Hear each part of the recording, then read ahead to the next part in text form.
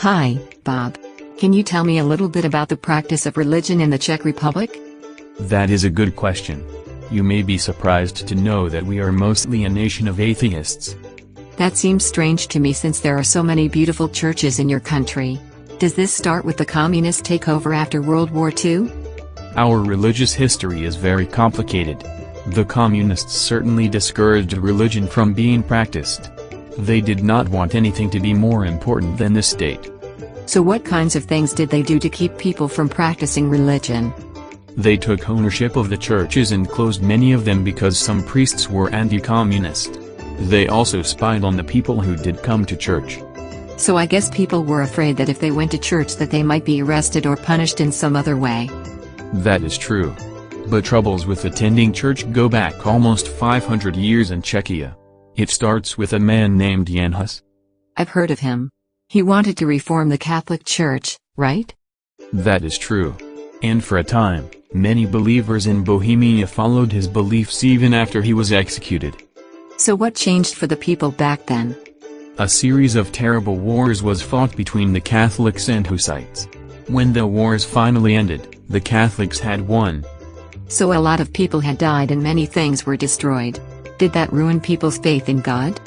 Not exactly. When the Catholics won, they told everyone to convert back to Catholicism or leave. People felt like that they were forced to worship one way without a choice. I can see where that would make people mad, especially after having been able to worship a different way before the wars. That is true. So, perhaps people just lost faith that the church was really on their side.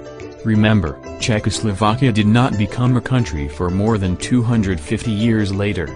Do you mean that by the time the people were free to choose a religion, many of them just did not care so much or were interested?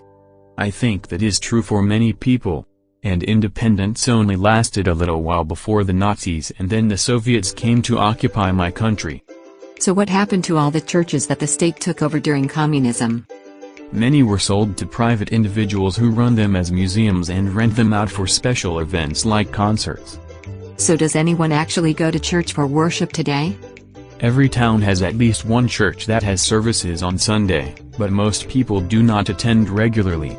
It would be weird to me if a friend said he was going to church. Can I ask you what church in Czechia's religious history means to you? Sure. It is really more of a cultural connection to our past. I might take my family to church at Christmas or other special days, but it is because of tradition more than faith. Wow. That is very different than what I am used to. Thank you for taking the time to talk with me about it.